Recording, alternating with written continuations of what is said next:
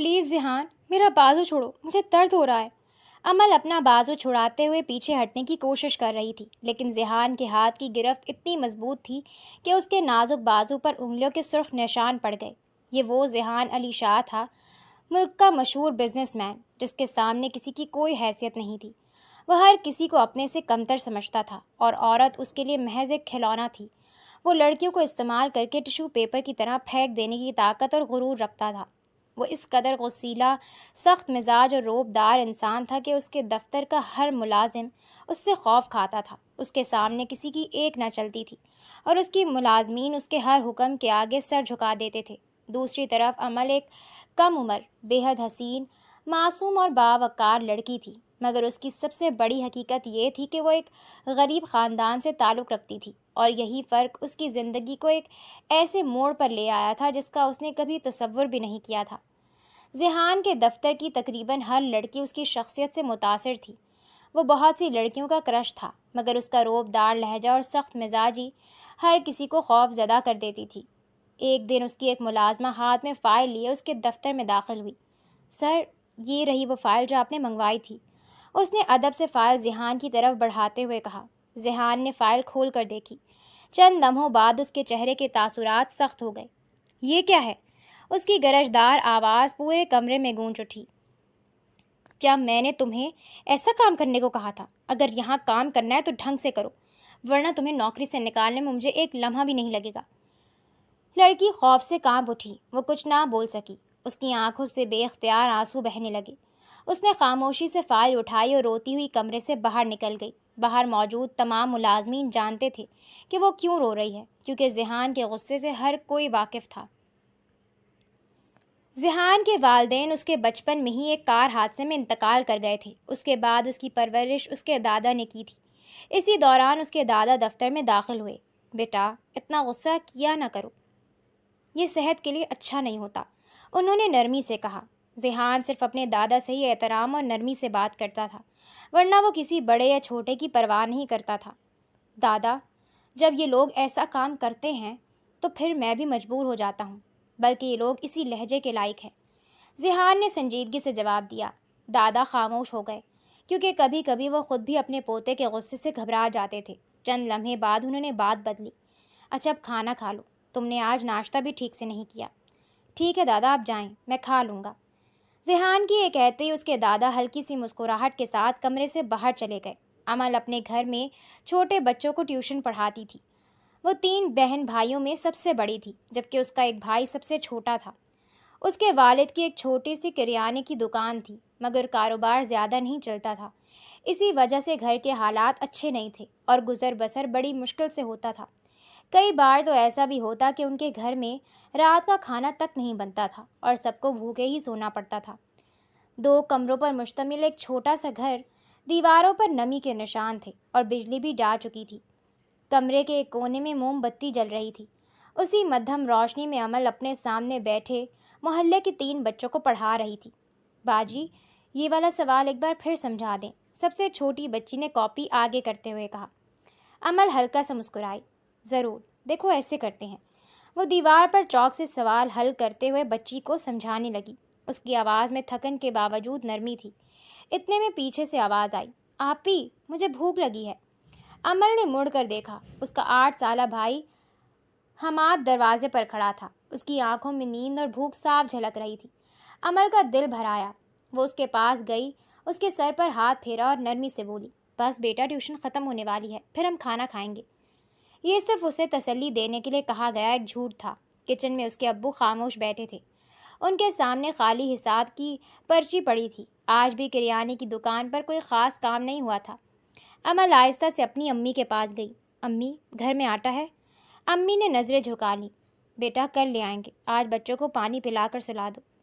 امی نے ایک گہری سانس لی، اپنے جذبات چھپائے اور واپس آ کر مسکراتے ہوئے بچوں کی پڑھائی مکمل کی، پھر سب کو رخصت کر دیا۔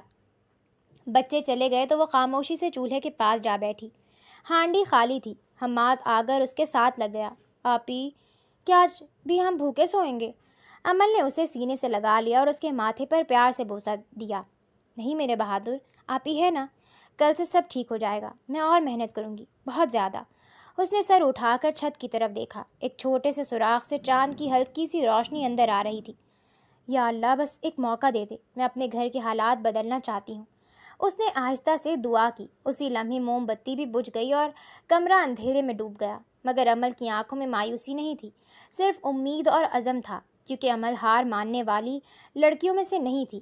اگلے دن عمل نوکری کی تلاش میں ایک کمپنی گئی، مگر اس کی تعلیم اتنی زیادہ نہیں تھی کہ اسے کسی اچھی کمپنی میں آسانی سے ملازمت مل جاتی۔ وہ کمپنی کے مالک کے کمرے میں داخل ہوئی۔ سر، یہ میری سی وی ہے، عمل نے ادب سے اپنی سی وی اس کی طرف بڑھاتے ہوئے کہا۔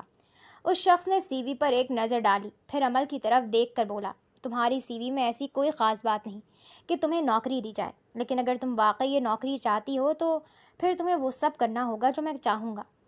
یہ کہتے ہوئے اس نے عمل کے بازو پر ہاتھ رکھ دیا۔ عمل فوراً اس کی نیت سمجھ گئی۔ اس نے جھٹ سے اپنا بازو پیچھے کیا، سی وی اٹھائی اور بغیر کچھ کہے وہاں سے باہر نکل آئی، کیونکہ اس کے لیے اپنی عزت ہر قیمت سے بڑھ کر تھی۔ اس کے بعد وہ کئی اور کمپنیوں میں بھی گئی، مگر اسے ہر جگہ مایوسی کا سامنا کرنا پڑا، کہیں بھی اسے نوکری نہ مل سکی۔ وہ بے حد اداس دل کے ساتھ گھر واپس آئی۔ گھر والے اسی سے امید لگائے بیٹھے تھے، مگر اس کے ہاتھ کچھ نہ آیا تھا۔ امی، مجھے کہیں بھی نوکری نہیں ملی، میں نے بہت کوشش کی، مگر آپ فکر نہ کریں، انشاءاللہ سب ٹھیک ہو جائے گا، میں مزید محنت کروں گی، عمل نے اپنی ماں کو تسلی دیتے ہوئے کہا۔ اس کی ماں نے آہ بھری۔ ٹھیک ہے بیٹا، میں تمہارے ابو سے کہتی ہوں کہ وہ بھی کچھ کریں تاکہ کسی طرح گھر کا نظام چل سکے۔ شام کو جب عمل کے والد گھر واپس آئے تو اس کی والدہ نے ساری بات انہیں بتا دی۔ دیکھیے، عمل کو کہیں بھی نوکری نہیں ملی، اس نے بہت کوشش کی مگر کامیاب نہ ہو سکی، اس طرح تو گھر کا خرچ چلانا بہت مشکل ہو جائے گا، بچے بھی بھوکے رہ جائیں گے۔ عمل کے والد کچھ دیر خاموش رہے، پھر بولے، میں ایک پرانے دوست کے گھر والوں سے مدد مانگنے کی کوشش کرتا ہوں۔ میرے دوست کے والد بہت اچھے انسان ہیں اور ان کا پوتا آج شہر کا مشہور بزنس مین ہے، شاید وہ ہماری مدد کر دیں۔ وہ دراصل ذیحان کے دادا کی بات کر رہے تھے۔ ذیحان کے والد اور عمل کے والد بچپن کے دوست تھے، اسی وجہ سے ذیحان کے دادا بھی عمل کے والد کو اچھی طرح جانتے تھے۔ عمل کے والد نے فوراً ذیحان کے دادا کو فون کیا۔ السلام علیکم انکل، کیسے ہیں آپ؟ امید ہے آپ نے مجھے پہچان لیا ہوگا۔ دوسری طرف سے مسکراتی ہوئی آواز آئی۔ وعلیکم السلام بیٹا، تمہیں کیسے نہیں پہچانوں گا، تم تو میرے بیٹے جیسے ہو۔ عمل کے والد کی آواز بھر آئی۔ انکل، آج مجھے آپ کی مدد کی بہت ضرورت ہے، اس وقت آپ کے علاوہ کوئی میری مدد نہیں کر سکتا۔ بیٹا بتاؤ کیا بات ہے، اگر میرے بس میں ہوا تو ضرور مدد کروں گا، ذیحان کے دادا نے محبت سے کہا۔ عمل کے والد نے دھیمی آواز میں جواب دیا، انکل میرا کاروبار بالکل نہیں چل رہا، میری بیٹی کو بھی کہیں نوکری نہیں ملی، اس وقت گھر میں کھانے کے لیے بھی کچھ نہیں ہے، اگر آپ مجھے رقم ادھار دے دیں تو بڑا احسان ہوگا، میں وعدہ کرتا ہوں جیسی حالات بہتر ہوئے آپ کی رقم واپس کر دوں گا۔ ذیحان کے دادا نے فوراً کہا، اس میں احسان کی کیا بات ہے بیٹا، کل آ کر مجھ سے مل لینا، میں رقم دے دوں گا اور واپس کرنے کی بھی کوئی ضرورت نہیں ہے، تم بھی میرے بیٹے ہی جیسے ہو۔ پھر وہ کچھ لمحے رکے اور بولے، اور ہاں، اپنی بیٹی کی کچھ تفصیلات بھی مجھے بھیج دینا، میں خود اس کے لیے کسی اچھی جگہ نوکری تلاش کرنے کی کوشش کروں گا۔ یہ سنتے ہی عمل کے والد کی آنکھوں میں خوشی کے آنسو آ گئے۔ انہوں نے دل ہی دل میں اللہ تعالیٰ کا شکر ادا کیا کہ شاید ان کے گھر کے مشکل دن ختم ہونے والے تھے۔ اگلے ہی دن اس سے عمل نے نئی نوکری پر جانا شروع کر دیا۔ وہ پوری لگن اور ایمانداری سے اپنا کام کرتی رہی۔ چند ہی دنوں میں اس کی تنخواہ آنے لگی اور آہستہ آہستہ ان کے گھر کے حالات پہلے سے بہتر ہونے لگے۔ وقت اسی طرح گزرتا رہا۔ ایک دن ذیحان کے دادا دفتر سے باہر نکل رہے تھے کہ اچانک انہیں چکر آیا اور وہ زمین پر گر پڑے۔ اتفاق سے اس وقت عمل کی بھی چھٹی ہوئی تھی۔ اس نے جیسے انہیں گرتے دیکھا وہ فوراً دوڑ کر ان کے پاس پہنچی۔ دادا جان، آپ ٹھیک ہیں؟ کیا ہوا؟ پلیز آنکھیں کھولیں۔ عمل گھبراہٹ میں انہیں سہارا دیتے ہوئے بار بار پکار رہی تھی، مگر وہ بے ہوش تھے۔ کوئی ہے؟ پلیز مدد کریں، انہیں ہسپتال لے جانا ہے، عمل نے روتے ہوئے بلند آواز میں کہا۔ خوش قسمتی سے ایک گاڑی والے نے ان کی مدد کی اور دونوں مل کر ذیحان کے دادا کو ہسپتال پہنچا گئے۔ ڈاکٹر نے معائنہ کرنے کے بعد عمل سے پوچھا، آپ کا ان سے کیا رشتہ ہے؟ عمل نے گھبرا کر جواب دیا، میرا ان سے کوئی رشتہ نہیں، لیکن یہ میرے والد کے جاننے والے ہیں۔ ڈاکٹر نے سنجیدگی سے کہا، ان کے کسی قریبی عزیز کو فوراً اطلاع دیں۔ عمل نے کچھ سوچ کر کہا، ان کا ایک پوتا ہے لیکن میں انہیں نہیں جانتی، شاید ان کا نام ذیحان ہے۔ ڈاکٹر چونک گیا، کیا کہا؟ ذیحان؟ یہ ذیحان علی شاہ کے دادا ہیں؟ جی شاید، کیا آپ انہیں جانتے ہیں؟ عمل نے حیرت سے پوچھا۔ ڈاکٹر ہلکا سا مسکرایا، انہیں کون نہیں جانتا، پورا شہر انہیں جانتا ہے۔ آپ فکر نہ کریں، میں خود انہیں اطلاع دے دیتا ہوں، اور شکریہ، اگر آپ بر وقت نہ لاتی تو مسئلہ بڑھ سکتا تھا۔ دادا جان اب کیسے ہیں؟ کہ میں ان سے مل سکتی ہوں؟ امل نے بے چینی سے پوچھا۔ ڈاکٹر نے اجازت دے دی۔ امل کمرے میں داخل ہوئی تو ذیحان کے دادا کو ہوش آ چکا تھا۔ دادا جان، اب طبیعت کیسی ہے؟ کیا ہوا تھا آپ کو؟ امل نے فکر مندی سے پوچھا۔ انہوں نے ہلکی سی مسکراہٹ کے ساتھ کہا، کچھ نہیں بیٹا، بس عمر ہو گئی ہے، آج نہیں تو کل ہر کسی نے جانا ہے۔ ان کی کمزور آواز سن کر امل کی آنکھیں نم ہو گئیں۔ ایسی باتیں نہ کریں، اللہ تعالیٰ آپ کو لمبی عمر اور صحت دے۔ دادا جان نے غور سے اسے دیکھا۔ بیٹا، تم اکبر کی بیٹی ہو نا؟ جی، میں انہی کی بیٹی ہوں، اور میں آپ کی بہت شکر گزار ہوں کہ آپ نے ہمارے گھر والوں کی اتنی مدد کی۔ دادا جان نے محبت سے مسکرا کر کہا، اتنا تو میں کر ہی سکتا تھا بیٹا۔ امل نے کہا، اچھا دادا جان، اب آرام کریں، آپ کا پوتا بھی تھوڑی دیر میں آ جائے گا۔ دادا جان نے اسبات میں سر ہلایا۔ امل وہاں سے نکل کر گھر چلی آئی، کیونکہ اسے شام میں بچوں کو ٹیوشن بھی پڑھانی تھی۔ گھر پہنچ کر اس نے اپنے والد کو ساری بات بتائی اور کہا، ابو آپ ضرور دادا جان کی خیریت پوچھ لیجیے گا۔ کچھ ہی دیر بعد ذیحان ہسپتال پہنچ گیا۔ دادا جان، کیا ہوا تھا؟ اب طبیعت کیسی ہے؟ اس نے پریشانی سے پوچھا۔ دادا جان نے پیار سے جواب دیا، میں ٹھیک ہوں بیٹا، بس ہلکا سا چکر آ گیا تھا۔ ذیحان نے پوچھا، آپ کو یہاں کون لے کر آیا؟ دادا جان نے پوری بات بتائی۔ تمہارے والد کے ایک پرانے دوست ہیں، ان کی بیٹی کی نوکری میں نے تمہاری کمپنی کے ساتھ والی کمپنی میں لگوائی تھی۔ آج جب مجھے چکر آیا تو وہی دفتر سے نکل رہی تھی، اسی نے لوگوں کی مدد سے مجھے ہسپتال پہنچایا۔ بہت اچھی اور سمجھدار بچی ہے، ذیحان نے مختصر انداز میں کہا۔ اگر وہ آپ کے جاننے والوں میں سے ہے تو میری طرف سے اس کا شکریہ ادا کر دیجیے گا۔ اسی دوران ڈاکٹر کمرے میں داخل ہوا۔ ڈاکٹر صاحب، میرے دادا اچانک بے ہوش کیوں ہو گئے تھے؟ ذیحان نے پوچھا۔ ڈاکٹر نے جواب دیا، انہیں شدید کمزوری ہے، آپ ان کی خوراک اور دوائیوں کا خاص خیال رکھیں، انشاءاللہ جلد صحت یاب ہو جائیں گے۔ یہ کہتے ہوئے اس نے دوائیوں کا نسخہ ذیحان کے حوالے کر دیا۔ کچھ دیر بعد دادا جان کو ہسپتال سے چھٹی مل گئی اور ذیحان انہیں گھر لے آیا۔ وہ اپنے دادا کا بہت خیال رکھتا تھا، کیونکہ والدین کے انتقال کے بعد انہی نے اسے پالا تھا۔ چند ہفتوں بعد دادا جان مکمل صحت یاب ہو گئے تو ایک دن انہوں نے ذیحان کو اپنے پاس بلایا۔ بیٹا، مجھے تم سے ایک ضروری بات کرنی ہے۔ جی دادا جان، فرمائیے، ذیحان نے جواب دیا۔ دادا جان نے سنجیدگی سے کہا، میں چاہتا ہوں کہ اپنی زندگی میں ہی تمہاری شادی دیکھ لوں، تاکہ پھر اطمینان سے اپنی وصیت بھی کر سکوں۔ ذیحان نے فوراً انکار کر دیا۔ دادا جان، ابھی میرا شادی کا کوئی ارادہ نہیں ہے، مجھے اس وقت شادی میں بالکل دلچسپی نہیں ہے۔ دادا جان مسکرائے۔ بیٹا، شادی تو ایک نہ ایک دن کرنی ہی ہے، اور ویسے بھی میں نے تمہارے لیے ایک لڑکی پسند کر رکھی ہے۔ ذیحان حیرت سے انہیں دیکھنے لگا۔ یہ آپ کیا کہہ رہے ہیں؟ میں ابھی بالکل بھی اس سب کے لیے تیار نہیں ہوں۔ اچھا دادا جان، اگر یہ آپ کا آخری فیصلہ ہے تو کم از کم یہ تو بتا دیں کہ آپ نے میرے لیے کون سی لڑکی پسند کی ہے؟ ذیحان نے بے دلی سے پوچھا۔ دادا جان ہلکا سا مسکرائے۔ وہی لڑکی جس نے اس دن میری مدد کی تھی، اس کا نام امل ہے، بہت اچھی، سمجھدار اور فرما بردار بچی ہے، مجھے تو وہ تمہارے لیے بہت پسند آئی۔ ذیحان نے ناگواری سے سانس لی۔ دادا جان، اس نے صرف آپ کی مدد کی تھی، اور آپ تو وہ مصیبت میرے گلے ڈالنے پر تلے ہوئے ہیں، پتہ نہیں وہ لڑکی کیسی ہوگی، میں ابھی شادی نہیں کروں گا۔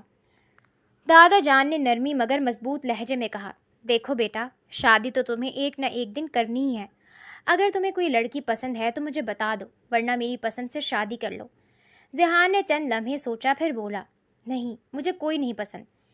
حقیقت بھی یہی تھی، اس نے کبھی کسی لڑکی کو اس نظر سے دیکھا ہی نہیں تھا، کیونکہ اس کی نظر میں عورتوں کی کوئی خاص اہمیت نہیں تھی۔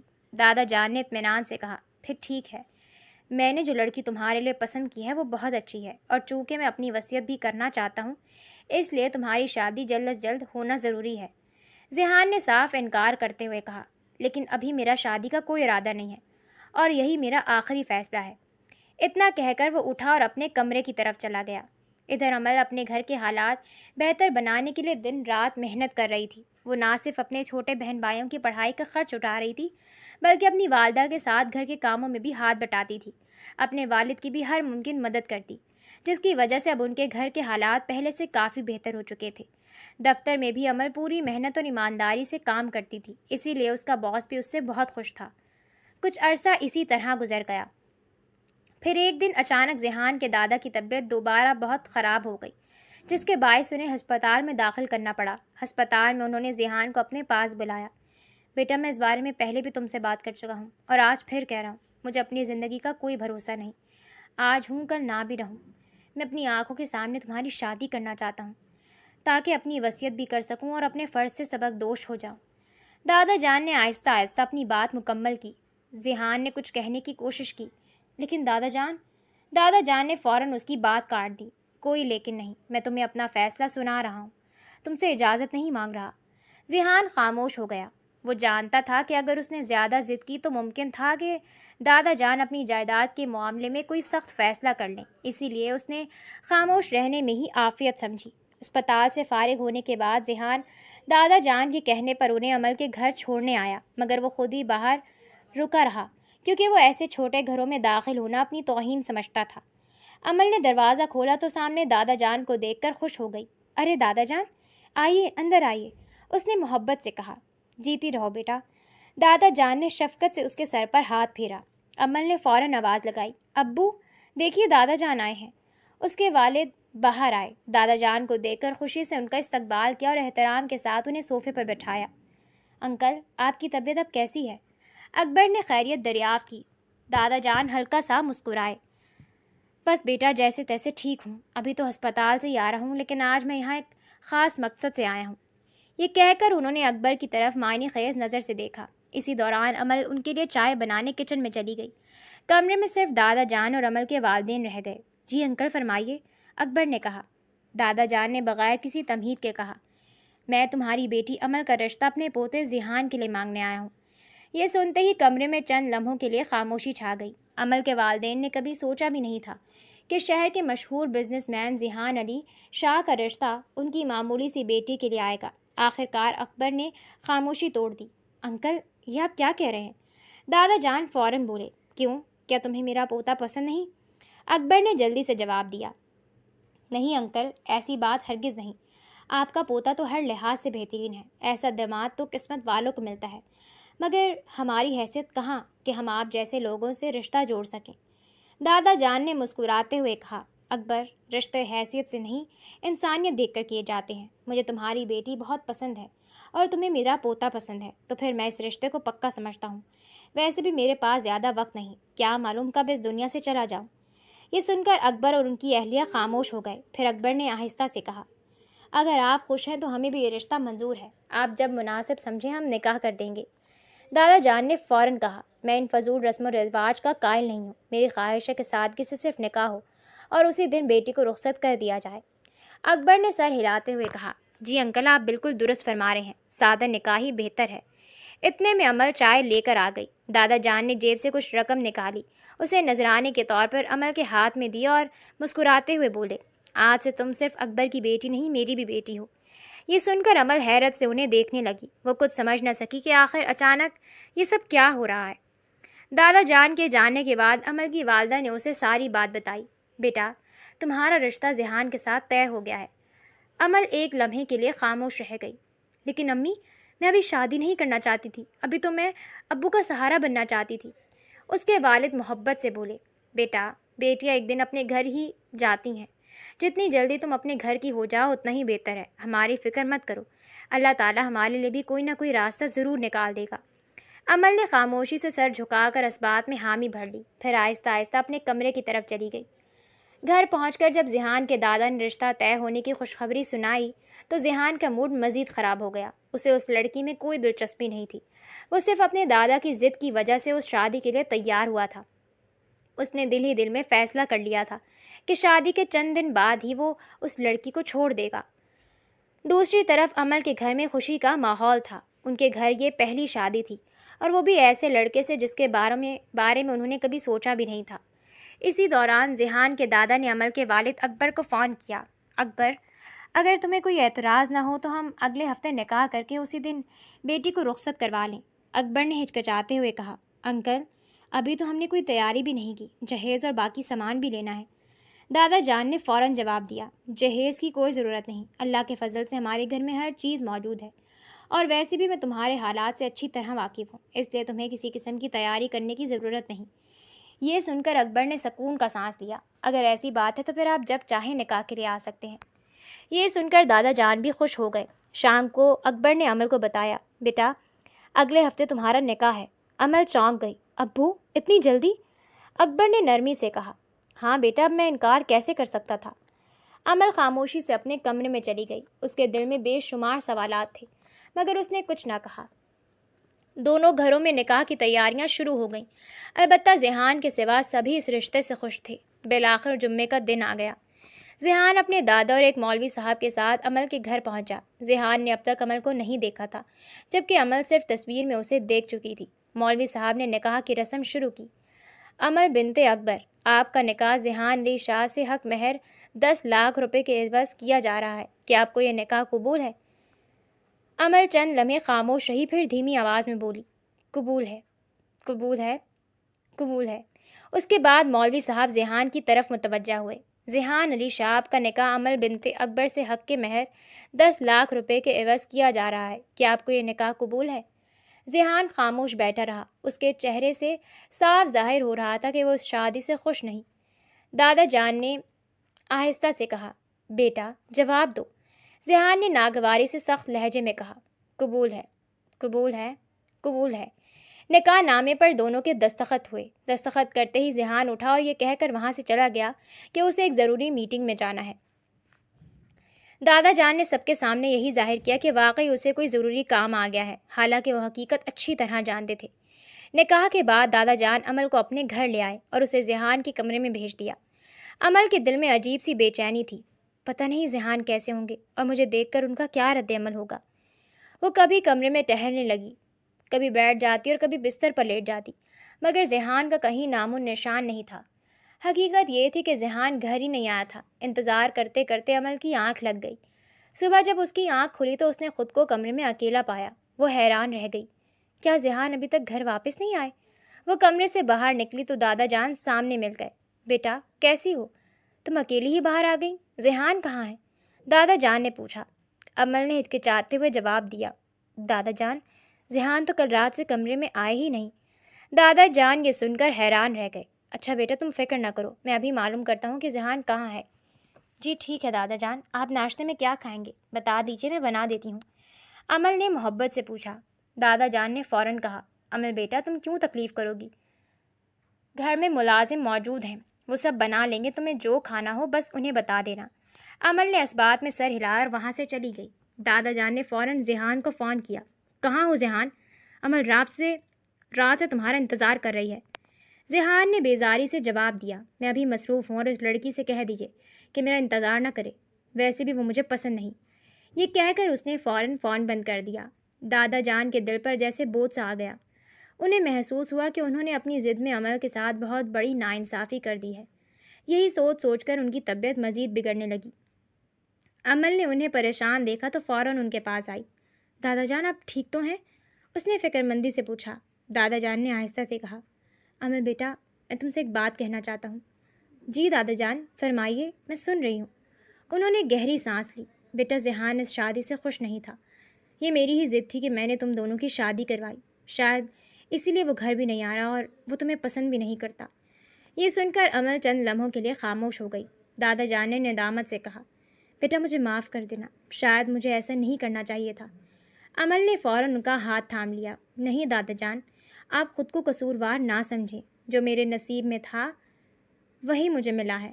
میں پوری کوشش کروں گی کہ ایک دن ذیحان کے دل میں اپنے لیے محبت پیدا کر سکوں۔ دادا جان نے مسکرانے کی کوشش کی۔ مجھے یقین ہے بیٹا تم ضرور کامیاب ہو جاؤ گی۔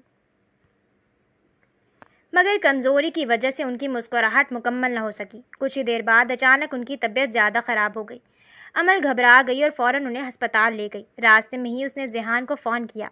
ذیحان میں امل بات کر رہی ہوں، دادا جان کی طبیعت بہت خراب ہے، میں انہیں ہسپتال لے آئی ہوں، پلیز آپ جلدی آ جائیں، اس نے پریشانی سے کہا۔ مگر ذیحان کا لہجہ پہلے سے بھی زیادہ سخت تھا۔ تم نے ایسا کیا کیا ہے کہ ان کی طبیعت اتنی خراب ہو گئی؟ مجھے تو تم پہلے ہی پسند نہیں تھی۔ اس کے لہجے سے ایسا لگ رہا تھا جیسے وہ دادا جان کی حالت کا سارا الزام امل پر ڈال رہا ہو۔ ذیحان نے فوراً فون بند کیا اور اپنے ڈرائیور کو کال کر کے پوچھا کہ دادا جان کو کس ہسپتال لے جایا گیا ہے۔ معلوم ہوتے ہی وہ بھی اسی ہسپتال روانہ ہوا۔ ادھر دادا جان کی حالت سنبھلنے کے بجائے مزید بگڑتی جا رہی تھی۔ ذیحان ہسپتال پہنچا تو امل سے ملے بغیر سیدھا ICU کی طرف چلا گیا۔ دادا جان کیا ہوا آپ کو؟ پلیز آنکھیں کھولیں، دیکھیے میں آ گیا ہوں، ذیحان نے بے چینی سے کہا۔ اسی وقت ڈاکٹر نے اسے باہر جانے کا اشارہ کیا، لہٰذا وہ خاموشی سے ICU سے باہر آ گیا۔ وہ عمل کی شکل تک دیکھنا نہیں چاہتا تھا، اس لیے اس سے کافی فاصلے پر جا کر کھڑا ہو گیا۔ عمل نے بھی اس کے قریب جانے کی کوشش نہیں کی، کیونکہ وہ جانتی تھی کہ اس وقت اس سے بات کرنے کا یہ مناسب وقت نہیں تھا۔ کچھ دیر بعد ڈاکٹر ICU سے باہر آئے۔ ڈاکٹر صاحب، میرے دادا جان کیسے ہیں؟ ذیحان نے گھبراہٹ میں فوراً پوچھا۔ ڈاکٹر نے گہری سانس لی اور افسوس سے کہا، مجھے افسوس ہے، ہم انہیں نہیں بچا سکے۔ انہیں شدید ہارٹ اٹیک آیا تھا، جس کی وجہ سے ان کا انتقال ہو گیا۔ یہ سنتے ہی ذیحان کے قدموں تلے جیسے زمین نکل گئی۔ آپ کیا کہہ رہے ہیں؟ ضرور کوئی غلط فہمی ہوئی ہے، پلیز ایک بار پھر چیک کریں۔ اس کی آواز لرز رہی تھی اور آنکھوں میں اپنے دادا کو کھونے کا درد صاف دکھائی دے رہا تھا۔ ڈاکٹر نے افسردگی سے کہا، مجھے افسوس ہے، میں سچ کہہ رہا ہوں۔ اب چاہیں تو آخری بار انہیں دیکھ سکتے ہیں۔ یہ کہہ کر ڈاکٹر وہاں سے چلے گئے۔ ذیحان آہستہ آہستہ ICU میں داخل ہوا۔ اپنے دادا کو اس حالت میں دیکھتے ہی اس کی آنکھوں سے آنسو بہنے لگے۔ وہ ان کے پاس بیٹھ گیا اور انہیں ہلاتے ہوئے بولا، دادا جان اٹھے نا، آپ مجھے چھوڑ کر نہیں جا سکتے۔ اب تو جانتے ہیں آپ کے سوا میرے اس دنیا میں کوئی نہیں ہے، پلیز آنکھیں کھولیں۔ مگر اب کوئی جواب آنے والا نہیں تھا۔ ذیحان غم سے ٹوٹ چکا تھا، مگر اس کے دل میں عمل کے لیے شدید غصہ بھی بھر گیا تھا۔ اسے لگ رہا تھا جیسے یہ سب اس کی وجہ سے ہوا ہو۔ اس نے اپنے ایک آدمی کو حکم دیا، عمل سے کہہ دو وہ دادا جان کے قریب بھی نہ آئے۔ دوسری طرف عمل بھی ہسپتال کے ایک کونے میں بیٹھی خاموشی سے رو رہی تھی۔ دادا جان کی موت کا صدمہ اسے بھی اتنا ہی تھا جتنا ذیحان کو، مگر ذیحان اس درد کو سمجھنے کی حالت میں نہیں تھا۔ دادا جان کے انتقال کو 2 دن گزر چکے تھے۔ ذیحان اب بھی شدید صدمے میں تھا۔ ان 2 دنوں میں اس نے ایک بار بھی عمل سے ملنا یا اس سے بات کرنا گوارا نہیں کیا۔ اچانک اس نے اپنے ملازموں کو بلایا اور سخت لہجے میں حکم دیا، عمل کو ابھی اسی وقت اس گھر سے نکال دو۔ ملازمہ نے فوراً اس کے حکم پر عمل کیا۔ وہ عمل کے کمرے میں گئے اور زبردستی اسے باہر لے جانے لگے۔ مجھے کہاں لے کر جا رہے ہیں؟ پلیز مجھے چھوڑ دیں۔ عمل نے خود کو چھڑانے کی بہت کوشش کی، مگر کسی نے اس کی ایک نہ سنی۔ وہ خاموشی سے اسے کھینچتے ہوئے باہر لے جاتے رہے۔ عمل بار بار ذیحان کو آواز دیتی رہی، ذیحان پلیز انہیں روکیں، دیکھیے لوگ میرے ساتھ کیا کر رہے ہیں۔ مگر ذیحان نے اس کی ایک بھی آواز نہ سنی، یا شاید سن کر بھی انسنی کر دی۔ چند ہی لمحوں بعد ملازموں نے عمل کا تمام سامان بھی باہر رکھ دیا اور اسے گھر سے نکال کر دروازہ بند کر دیا۔ عمل نے بار بار دروازہ کھٹکھٹایا، بہت منتیں کی، مگر کسی نے دروازہ نہ کھولا، کیونکہ یہ ذیحان علی شاہ کا حکم تھا۔ ذیحان نے آج تک عمل کو دیکھا بھی نہیں تھا۔ وہ یہ تک نہیں جانتا تھا کہ وہ دیکھنے میں کیسی ہے۔ عمل روتی ہوئی اپنے میکے پہنچ گئی۔ امی، ابو، ذیحان نے مجھے گھر سے نکال دیا ہے۔ میں نے انہیں بہت سمجھانے کی کوشش کی، مگر انہوں نے میری ایک نہ سنی۔ دادا جان ٹھیک کہتے تھے، وہ مجھے بالکل پسند نہیں کرتے۔ یہ سن کر اس کی ماں بھی پریشان ہو گئی۔ ابھی تو ان کے گھر میں خوشیاں آئی ہی تھیں، مگر اتنی جلدی سب کچھ بکھر گیا۔ عمل روتے ہوئے بولی، امی، اگر دادا جان زندہ ہوتے تو ذیحان مجھے کبھی گھر سے نہ نکالتے۔ امی، اب میں کیا کروں گی؟ اس کی ماں نے اسے گلے سے لگا لیا اور آنسو پوچھتے ہوئے کہا، بیٹا صبر کرو، اللہ تعالیٰ ضرور کوئی بہتر راستہ نکالے گا۔ وہ اپنے بندوں کو کبھی اکیلا نہیں چھوڑتا۔ عمل کے گھر کے حالات بہتر ہونے کے بجائے مزید خراب ہونے لگے تھے۔ شادی کے بعد اس نے اپنی نوکری بھی چھوڑ دی تھی اور اب دادا جان بھی اس دنیا میں نہیں رہے تھے جو اس کے لیے کہیں سفارش کر سکتے۔ اس کے باوجود عمل نے ہمت نہیں ہاری۔ وہ روز کسی نہ کسی کمپنی میں نوکری کی تلاش میں جاتی، اس امید کے ساتھ کہ شاید کہیں نہ کہیں اس سے ملازمت مل جائے، مگر ہر جگہ اسے مایوسی کا سامنا کرنا پڑتا۔ آخر کار بہت کوشش اور محنت کے بعد اسے ایک ریسٹورانٹ میں ویٹر کی نوکری مل گئی۔ اگرچہ یہ نوکری اس کی خواہش کے مطابق نہیں تھی، مگر اس نے حالات کے سامنے ہار ماننے کے بجائے صبر سے اسے قبول کر لیا۔ اب وہ ایک ریسٹورانٹ میں ویٹر کے طور پر کام کرتی تھی۔ عمل اپنی اس نوکری کو بھی پوری لگن اور ایمانداری سے انجام دیتی تھی۔ وہ ہمیشہ وقت پر پہنچتی، ہر کام ذمہ داری سے کرتی اور کبھی شکایت نہیں کرتی تھی۔ چند ہی دنوں میں اس نے اپنی محنت اور اچھے اخلاق سے اپنے باس کو بھی متاثر کر دیا تھا۔ دوسری طرف ذیحان پہلے سے بھی زیادہ سخت مزاج ہوتا جا رہا تھا۔ ایسا لگتا تھا جیسے اس کے اندر سے انسانیت ختم ہوتی جا رہی ہو۔ نہ اسے کسی چھوٹے پر شفقت تھی، نہ کسی بڑے کا احترام۔ وہ ہر ایک سے سخت اور بدتمیزی سے پیش آتا تھا۔ اگرچہ اس نے عمل کو اپنے گھر سے نکال دیا تھا، مگر اب تک اسے طلاق نہیں دی تھی۔ عمل اب بھی شرعی طور پر اس کے نکاح میں تھی۔ ایک دن ایک ایسا اتفاق ہوا جس نے ذیحان کے دل میں ایک نئی خواہش کو جنم دے دیا۔ ذیحان اپنے چند دوستوں کے ساتھ کھانا کھانے ایک ریسٹورانٹ آیا۔ اتفاق سے وہی ریسٹورانٹ تھا جہاں عمل ویٹرس کی حیثیت سے کام کر رہی تھی۔ عمل حسب معمول ان کی میز کے پاس آئی اور ادب سے بولی، جی سر، فرمائیے آپ کیا آرڈر کریں گے؟ جیسے ہی اس کی نظر ذہان پر پڑی وہ ایک لمحے کے لیے چونک گئی، مگر اس نے فوراً خود کو سنبھال لیا اور اپنے تاثرات چھپا لیے۔ ذہان نے مینیو کی طرف اشارہ کرتے ہوئے کہا، یہ سب لے آئیے، یہی ہمارا آرڈر ہے۔ مگر جیسے ہی اس کی نظر عمل پر پڑی وہ چند لمحوں کے لیے وہیں ٹھہر گئی۔ عمل بے حد حسین اور دلکش لڑکی تھی، لیکن ذہان اس حقیقت سے بے خبر تھا کہ یہی اس کی اپنی بیوی ہے، کیونکہ اس نے آج تک اسے کبھی غور سے دیکھا ہی نہیں تھا۔ عمل آرڈر لے کر وہاں سے چلی گئی، مگر ذہان کی نظریں اب بھی اسی کے تعاقب میں تھیں۔ اس نے اپنے دوستوں کی طرف دیکھ کر کہا، یار یہ لڑکی کتنی خوبصورت ہے۔ اس کے ایک دوست نے ہنستے ہوئے کہا، واقعی خوبصورت تو بہت ہے۔ وہ آپس میں اسی موضوع پر باتیں کرتے رہے کہ اتنے میں عمل کھانا لے کر واپس آ گئی۔ اب ذہان کی نظریں بار بار عمل پر جا رہی تھیں۔ اس کے دل میں ایک غلط خواہش جنم لے چکی تھی۔ اس نے دل ہی دل میں طے کر لیا کہ وہ کسی بھی قیمت پر اس لڑکی کو حاصل کرے گا۔ کھانا کھانے کے بعد ذہان ریسٹورانٹ کے مالک کے پاس گیا۔ تمہاری ایک ویٹریس مجھے بہت پسند آئی ہے، بتاؤ اسے میرے حوالے کرنے کے بدلے کتنے پیسے لوگے؟ اس نے بے رحمی سے کہا۔ ریسٹورانٹ کا مالک گھبرا گیا۔ سر، آپ یہ کیسی باتیں کر رہے ہیں؟ میں ایسا نہیں کر سکتا۔ مگر ذہان کی دولت ہر جگہ اپنا اثر دکھاتی تھی۔ اس نے مالک کو بہت بڑی رقم کی پیشکش کی، جس کے لالچ میں آ کر وہ مان گیا۔ پھر اس نے ایک بہانہ بنا کر عمل کو ہوٹل کے ایک کمرے میں بھیج دیا، جہاں ذہان پہلے سے اس کا انتظار کر رہا تھا۔ عمل اس کمرے میں کھڑی ہلکا ہلکا گھبرا رہی تھی، کیونکہ ریسٹورانٹ کے مالک نے اس سے جھوٹ کہا تھا کہ وہاں اور بھی لڑکیاں موجود ہوں گی، مگر کمرے میں وہ اکیلی تھی۔ اتنے میں پیچھے سے کسی کے قدموں کی آواز آئی۔ عمل نے مڑ کر دیکھا تو ایک شخص اس کی طرف آ رہا تھا، جس نے اپنے چہرے پر کپڑا باندھ رکھا تھا۔ کون ہیں آپ اور یہاں کیا کر رہے ہیں؟ عمل نے گھبرائی ہوئی آواز میں پوچھا۔ وہ شخص ہلکا سا مسکرایا۔ ابھی تم مجھے نہیں جانتی، لیکن بہت جلد جان جاؤ گی۔ اس کی آواز میں چھپی شیطانی مسکراہٹ صاف محسوس ہو رہی تھی۔ عمل فوراً دروازے کی طرف بھاگنے لگی، مگر اس سے پہلے اس شخص نے اسے مضبوطی سے پکڑ لیا۔ چھوڑے میرا ہاتھ، کون ہیں آپ؟ کیا چاہتے ہیں مجھ سے؟ میرے بازو میں درد ہو رہا ہے، پلیز مجھے چھوڑ دیں۔ عمل مسلسل چیخ رہی تھی، مگر اس پر اس کی فریاد کا کوئی اثر نہیں ہو رہا تھا۔ وہ آہستہ آہستہ عمل کے قریب آ رہا تھا، جبکہ عمل پوری طرح اس کی گرفت میں تھی۔ وہ رو رہی تھی، چیخ رہی تھی، مگر وہ اسے چھوڑنے کو تیار نہیں تھا۔ جیسے ہی اس نے زبردستی اس کے قریب آنے کی کوشش کی، عمل نے جھٹکے سے اس کے چہرے پر بندھا کپڑا کھینچ لیا۔ چہرہ دیکھتے ہی وہ حیرت سے ساکت رہ گئی۔ ذہان، آپ یہ کیا کر رہے ہیں میرے ساتھ؟ ذہان بھی چونک گیا۔ تم مجھے کیسے جانتی ہو؟ اس نے حیرانی سے پوچھا۔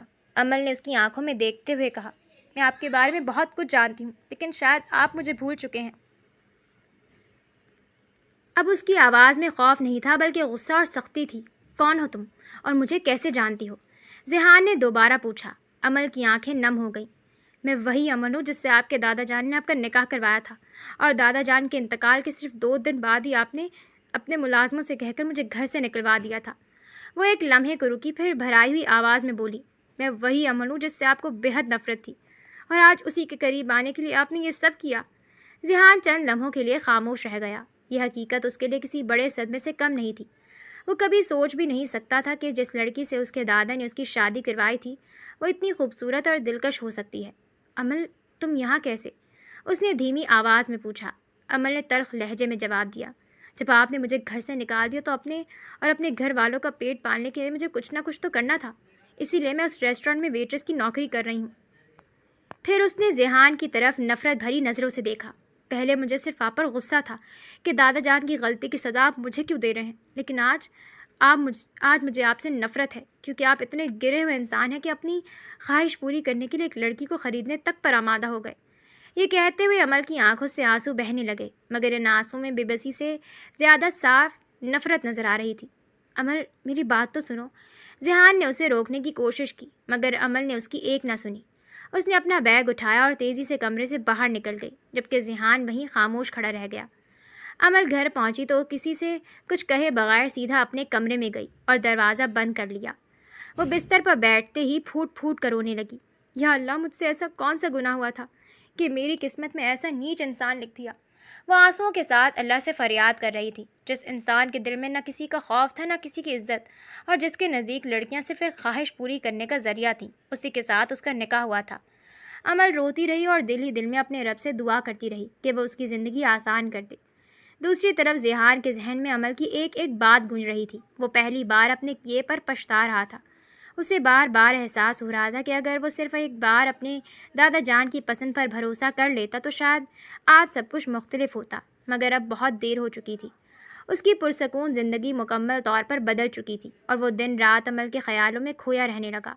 رات بھر رونے کی وجہ سے عمل کی آنکھیں سوج چکی تھیں۔ وہ صبح تک اپنے کمرے سے باہر نہیں نکلی تھی۔ امی نے کئی بار دروازہ کھٹکھٹایا۔ بیٹا اٹھ جاؤ، تمہارے ابو بہت پریشان ہو رہے ہیں، مگر عمل خاموش رہی۔ باہر گلی میں ایک کالی گاڑی کھڑی تھی۔ ڈرائیونگ سیٹ پر ذیحان خود بیٹھا تھا، نہ اس کے ساتھ کوئی گارڈ تھا اور نہ ہی اس نے کسی سے بات کی تھی۔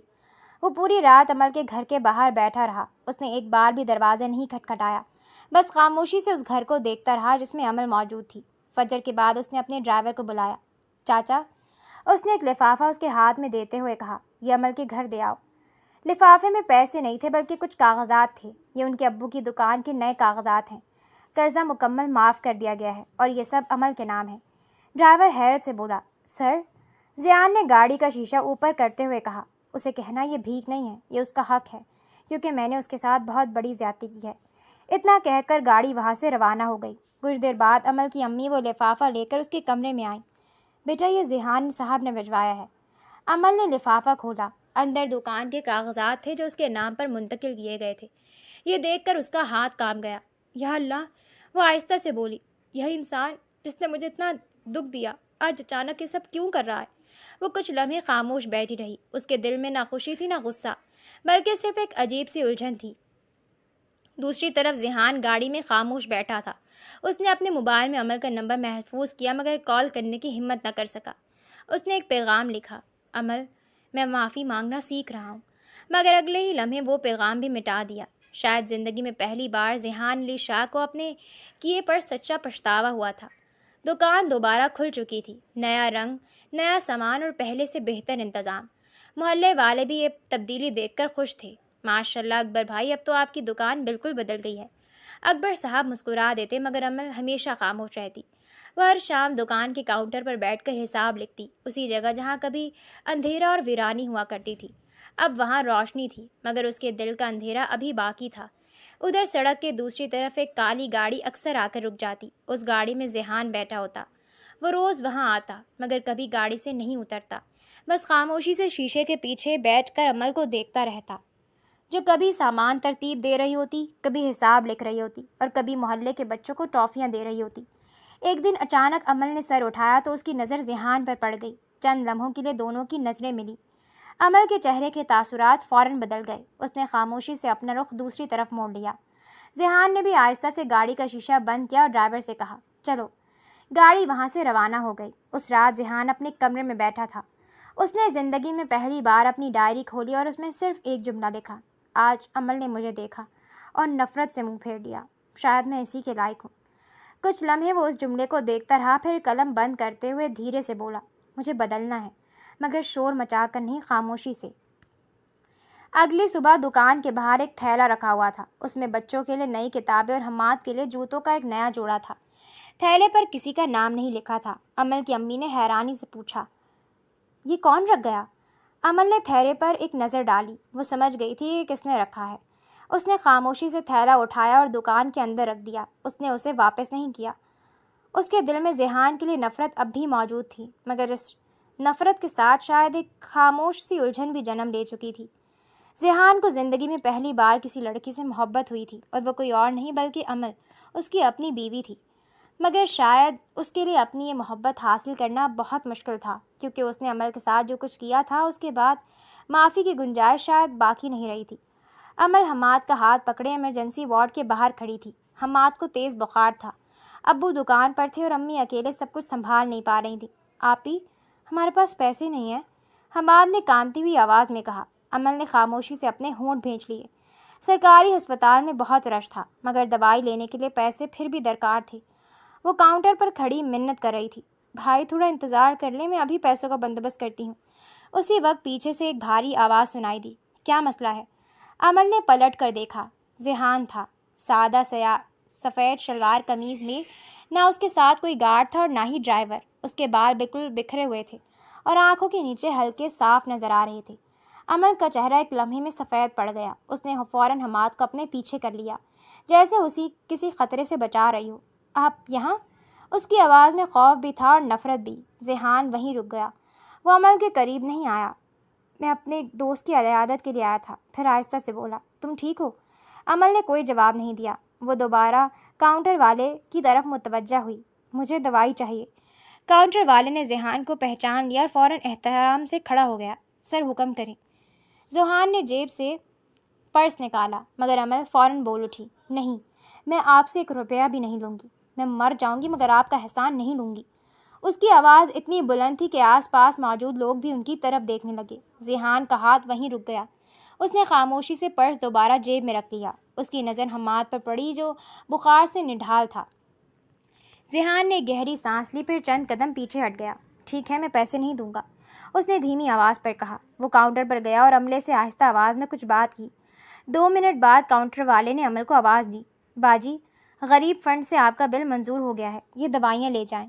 عمل نے حیرانی سے ذیحان کی طرف دیکھا، مگر ذیحان نے اس کی طرف نظر اٹھا کر بھی نہیں دیکھا۔ وہ خاموشی سے واپس مڑ گیا۔ جاتے جاتے بغیر پیچھے دیکھے صرف اتنا کہا، محبت مانگنے سے نہیں ملتی عمل، اب یہ بات میں سمجھ چکا ہوں۔ چند لمحے خاموش رہ کر اس نے ایک اور جملہ کہا، اور معافی، وہ تو میں ابھی خود کو بھی نہیں دے سکتا۔ یہ کہہ کر وہ ہسپتال سے باہر چلا گیا۔ عمل وہیں کھڑی رہ گئی۔ ہاتھ میں دوائیوں کا پرچہ تھا اور دل میں ایک عجیب سی کشمکش۔ حماد نے آہستہ سے اس کا دوپٹہ کھینچا۔ آپی، وہ انکل رو رہے تھے کیا؟ عمل نے بے اختیار ہسپتال کے دروازے کی طرف دیکھا۔ ذیحان کی آنکھیں واقعی نم تھیں، مگر اس نے پلکیں جھکا کر اپنے آنسو چھپا لیے تھے۔ نفرت اب بھی باقی تھی، مگر پہلی بار اس نفرت کے پیچھے ایک سوال جنم لینے لگا تھا۔ رات کے وقت عمل نے ذیحان کو فون کیا۔ عمل کی آواز سنتے ہی جیسے ذیحان کے دل کو سکون مل گیا ہو۔ میں صرف اتنا کہنا چاہتی تھی کہ حماد کی دوائیوں میں مدد کرنے کے لیے آپ کا شکریہ، عمل نے ہچکچاتے ہوئے کہا۔ ذیحان نے نرمی سے جواب دیا، اس میں میرا کوئی کمال نہیں تھا، اللہ نے تمہاری مدد کی تھی، میں تو صرف ایک ذریعہ بنا۔ عمل فون بند کرنے ہی والی تھی کہ ذیحان نے جلدی سے کہا، پلیز فون بند مت کرنا، میری ایک بات سن لو۔ عمل خاموش رہی۔ ذیحان نے گہری سانس لی اور بولا، مجھے اپنی غلطیوں کا احساس ہو چکا ہے۔ میں جانتا ہوں کہ میں نے تمہارے ساتھ جو کچھ کیا وہ شاید معاف کرنے کے قابل نہیں، لیکن پھر بھی میں تم سے معافی مانگتا ہوں۔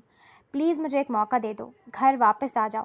میں وعدہ کرتا ہوں آئندہ کبھی تمہیں تکلیف نہیں دوں گا اور نہ ہی گھر سے نکالوں گا۔ اگر تم کہو تو میں ابھی تمہیں لینے آ جاتا ہوں، پلیز واپس آ جاؤ۔ ذیحان مسلسل بولے جا رہا تھا، جیسے آج وہ اپنے دل کی ہر بات کہنا چاہتا ہو۔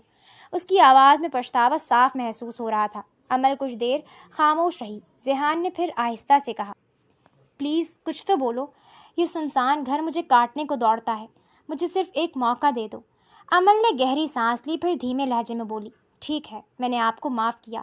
آپ نے میرے ساتھ جو کچھ کیا، جس طرح مجھے تکلیف دی، میں سب وہ اللہ کی رضا کے لیے معاف کرتی ہوں۔ یہ سنتے ہی ذیحان کے چہرے پر خوشی پھیل گئی۔ تم تیار ہو؟ میں ابھی تمہیں لینے آ رہا ہوں، اب تم میرے ساتھ رہو گی، اپنے گھر، ہمارے گھر۔ یہ کہہ کر اس نے فون بند کر دیا اور صرف 10 منٹ میں عمل کے گھر پہنچ گیا۔